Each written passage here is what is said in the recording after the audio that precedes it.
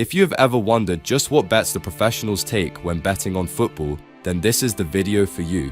At Statto TV, we have direct contact with many pro and sharp football investors from around the world, and in this video I can give you a good idea of the betting markets they often get involved in, and it isn't what you think. So, go put the kettle on, and let's dive right in. The first market we need to talk about is the Asian handicap. This is arguably the most important tool in a professional's kit, but it's often the one that scares beginners off because it looks a bit technical with all those decimals and plus-minus signs. What this market does is allow you to remove or significantly reduce the impact of the draw, which we all know is one of the biggest sources of frustration in football betting. Instead of the traditional win-draw-loss model, you are using a handicap to reflect the true difference between the teams. Why it matters is because it gives you much more precise control over your risk. What most punters do wrong is they stick to the standard match odds, where a late equalizer can turn a winning afternoon into a total loss in a matter of seconds, or you just don't get as much value when your team does win the match.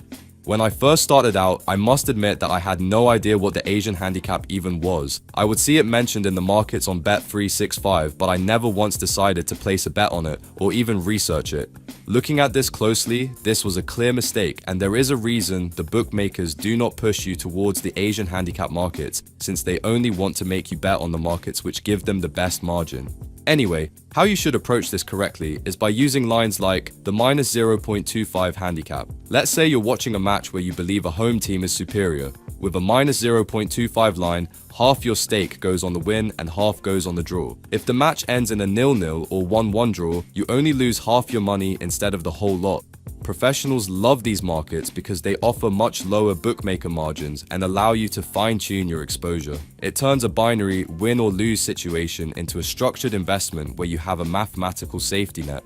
The second market that professionals spend a lot of time in is the over and under goals market, but they don't use it the way you might think. Most recreational bettors automatically gravitate towards the over 2.5 goals market because, let's be honest, everyone wants to see a high-scoring match. It's exciting and it makes the 90 minutes more fun to watch. But professional bettors often take a much more calculated and sometimes counterintuitive approach. Why this matters is because the public's desire for goals actually inflates the price of the underside of the market.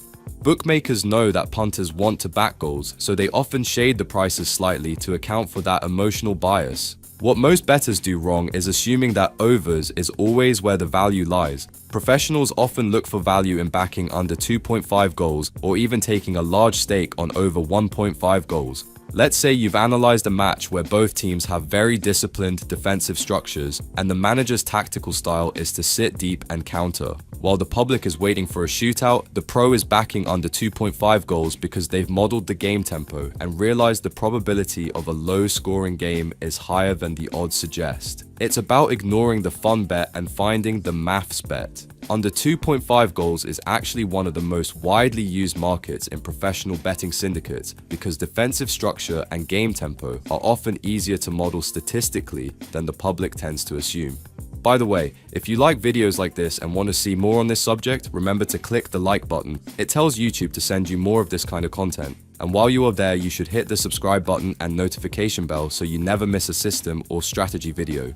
Now the third one is something most bettors completely overlook, and that is the corners market. While the vast majority of punters are obsessing over who will score or who will win, the pros are looking at how many times the ball goes out of play at the flag. Why this matters is that corners are heavily influenced by tactical style rather than just random luck. Teams that play with wide wingers, a high volume of crosses, and aggressive pressing tend to generate a very predictable number of corners over time. What most bettors do wrong is ignoring this entirely because it doesn't feel like real football betting, but it is actually a massive weak spot for bookmakers.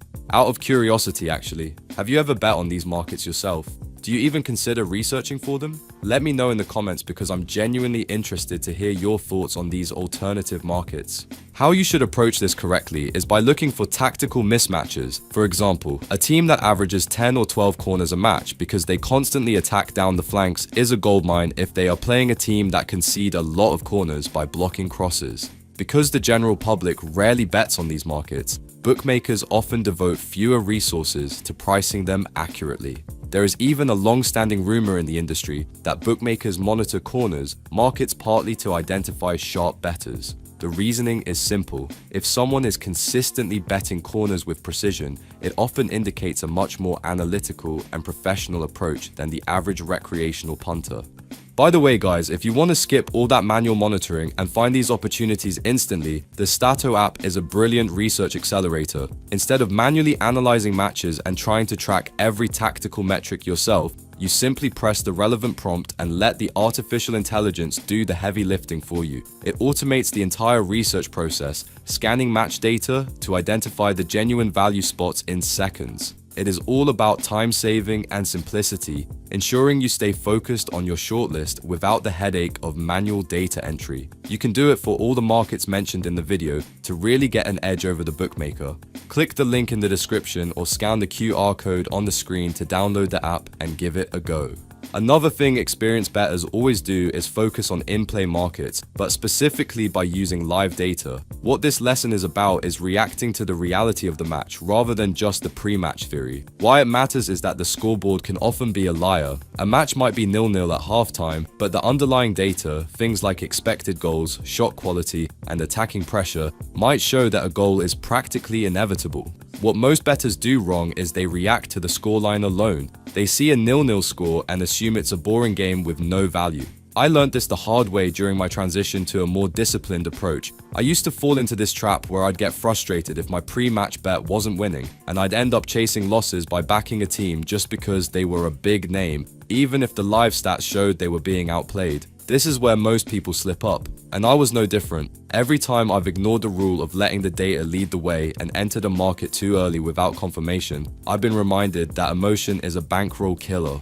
How you should approach this correctly is by using metrics like expected goals, or XG, to find value. For example, a common situation might be a match where the favorite is dominating possession and has had 10 shots on target, with the XG climbing toward 1.5, but the score is still 0-0. The market might have the over 0.5 second half goals priced quite generously because the first 45 minutes were scoreless. But if your data shows that the shot quality is high, the 0-0 is likely just a result of finishing variance. You're essentially betting that the maths will eventually catch up with the scoreboard and you're getting a better price for it than you would have at kickoff.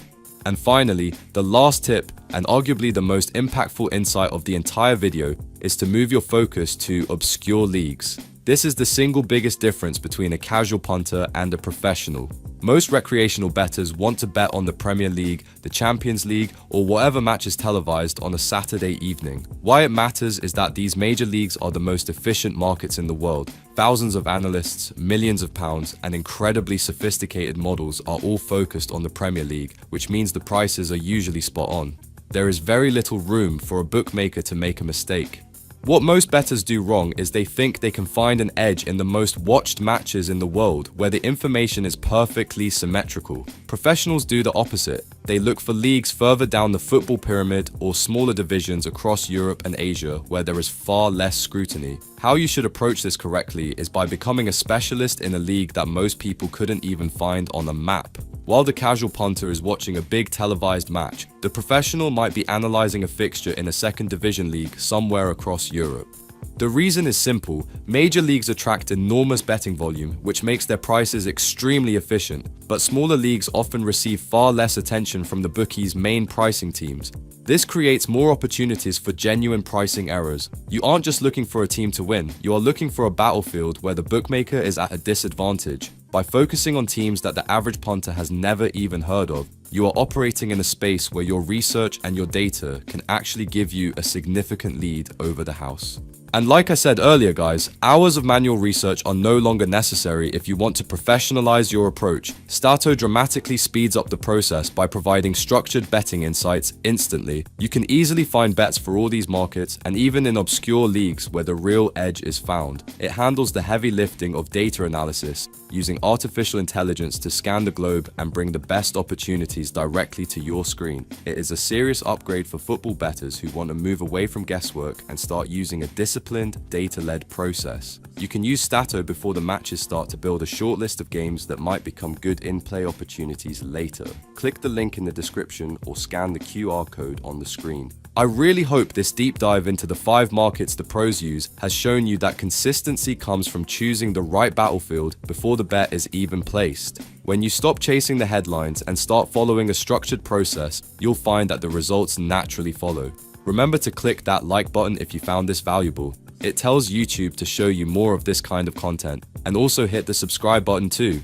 As always, the learning shouldn't stop here. There is actually another video on the screen right now that I think you'll find very useful if you want to keep building your knowledge and sharpening your edge. Go ahead and click that, and I'll see you over there.